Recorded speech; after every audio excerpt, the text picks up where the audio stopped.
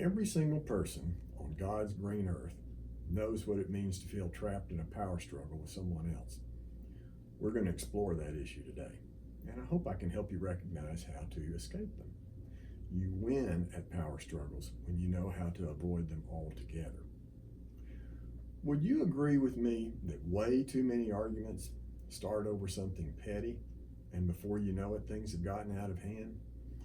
For example, you ask a child to pick up his or her room, and within a few minutes, things escalate to the point that the child is grounded for the next month and you're emotionally exhausted. Or you and another adult have a disagreement over something small, and somehow that disagreement turns into World War III. Let's dissect things. There's 4 elements to a power struggle. The first is that a problem presents itself. You want your child to clean his room, or as kindly as you can, you ask your spouse or partner or friend to show you a bit more respect. The second element is this, and this element is the most critical element in the power struggle cycle.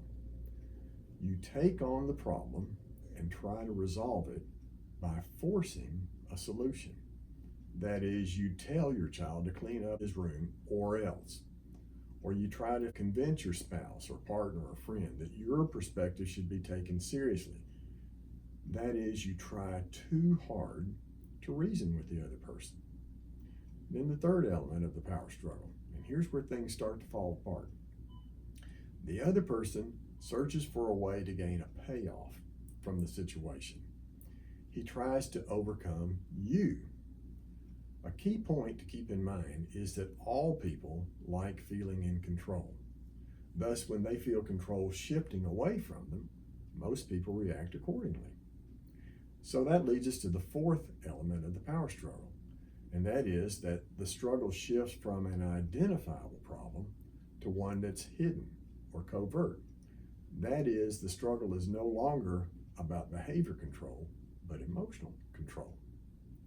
It's worth pointing out that the person you're struggling with can lose the struggle for behavioral control, but still win the power struggle. That is, you might successfully punish your child, or you might find your way to get over another adult, but if your emotions reach a simmering point, the other person may think, well, at least he's as exasperated as I am, so there. Too often, people are rewarded by the awareness that they control the emotional tempo of a relationship, and that can be intoxicating, and that's what drives power struggles. When people perceive they're not in control, they feel inadequate, and no one likes that feeling. Worse, when people start to believe they can lose a battle but win the war, maybe it's too easy then to resort to destructive words and behavior. So, how do you win a power struggle? Remember, at the outset I said the best way to win is not to get involved at all. Here's 3 very important guidelines. And let me warn you, following these guidelines requires self-awareness and emotional restraint, but you can do it. And when you do, you'll be richly rewarded.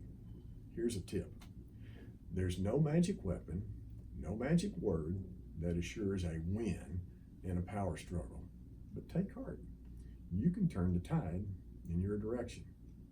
Okay, you ready? The first hack in winning a power struggle is this. For you to succeed in avoiding a power struggle, it's imperative that you maintain control over your emotions. You can't control what another person thinks or feels or how they react. You can only control you. When you see that you're unlikely to change the other person's mindset, back off. Controlling yourself means having a healthy detachment from others. Mind you, when I advise you to detach, that's not the same as not caring. I'm simply suggesting that you focus on controlling you. Okay, the second hack is this. Whatever you said you would do, do it. But when you follow through on what you said you would do, leave out the commentary. I know that's hard, but remember, you'll never win a power struggle if you fall into an emotional tug of war. And then the third hack is this. Always follow through with communication, that shows you understand the other person's point of view.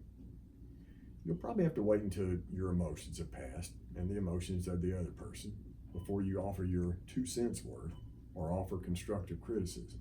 But everyone, from the youngest child to the oldest adult, really likes the feeling of being understood.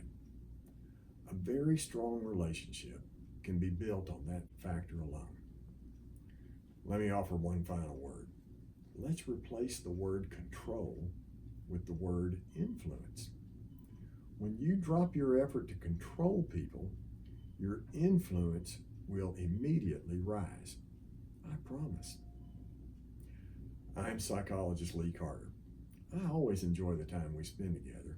You'll find links below that I hope will be of help to you. And of course, I'd love it if you subscribe to my channel. I'll look forward to being with you again soon.